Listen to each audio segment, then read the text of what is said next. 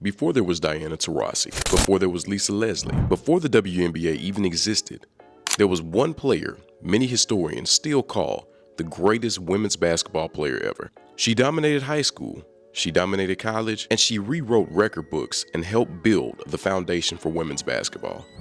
And somehow, her career ended far too soon.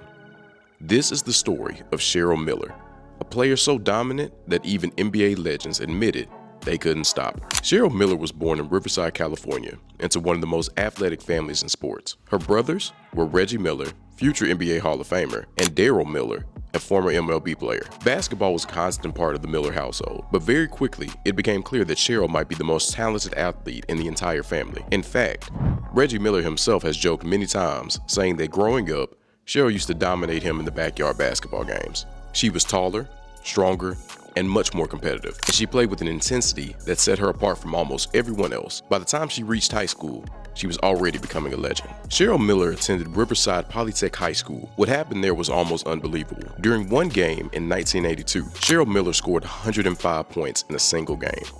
Yes, 105 points. To put that into perspective, that's higher than most NBA career highs. But it wasn't just one game. Her high school career was filled with insane numbers. She averaged roughly 32 points, 15 rebounds, and 9 assists. Her team went 132-4 during her high school career, and she also led them to 4 straight state championships. By the time she graduated, Cheryl Miller was already considered the greatest high school girls basketball player in history. Miller chose to attend the University of Southern California, or USC, and that decision would change the history of women's basketball. From the moment she stepped on the court, she dominated. In her freshman season, she averaged 24.6 points and 15 rebounds. But the real impact came in the postseason. In 1983, Miller led USC to the national championship. Then in 1984, she did it again. 2 national championships, back-to-back. Miller was also named Final Four Most Outstanding Player both times. She finished her college career averaging 23.6 points,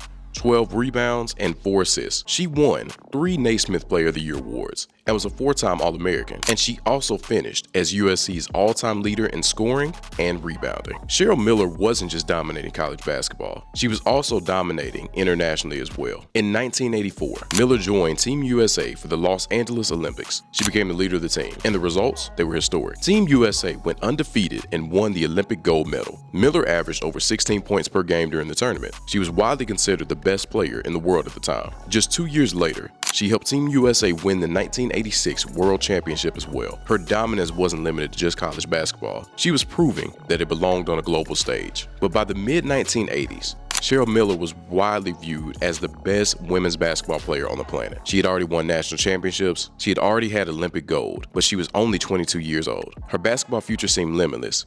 But then, everything quickly changed. In 1987, Miller suffered a devastating knee injury. The injury involved major damage to ligaments in her knee, something that was far more difficult to treat and recover from during that era of sports medicine. At that time, surgical procedures and rehab for knee injuries weren't nearly as advanced as they are today. Players often struggle to return their previous levels after these type of injuries. Miller attempted to recover. She worked through rehab and tried to return to the court, but the injury had taken too much from her explosiveness and mobility. Eventually, doctors and coaches realized something heartbreaking. Her playing career was essentially over. And the cruelest twist of fate, the WNBA didn't exist yet. The league wouldn't launch until 1997.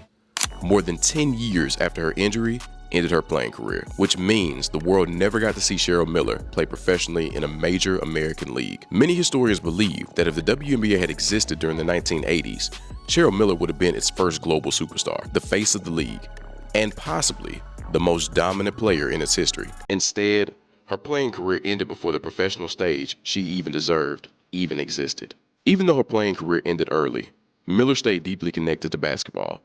She became a successful coach and broadcaster. Miller coached the USC women's team in the 1990s and later coached the WNBA's Phoenix Mercury. She also became one of the most respected basketball analysts in television, covering both the NBA and college basketball. Her voice became just as influential in basketball media as her game had been on the court. Today, Cheryl Miller's legacy continues to grow.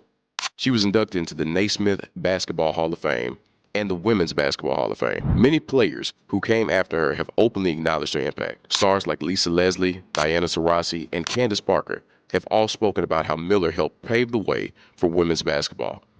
But perhaps the greatest compliment came from her own brother. Reggie Miller once said, "Cheryl Miller was the greatest player in our family."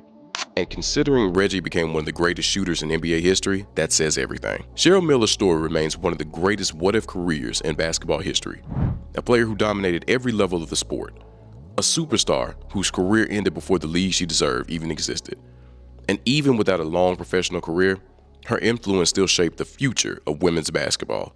And decades later, many still believe she was simply the greatest women's basketball player ever.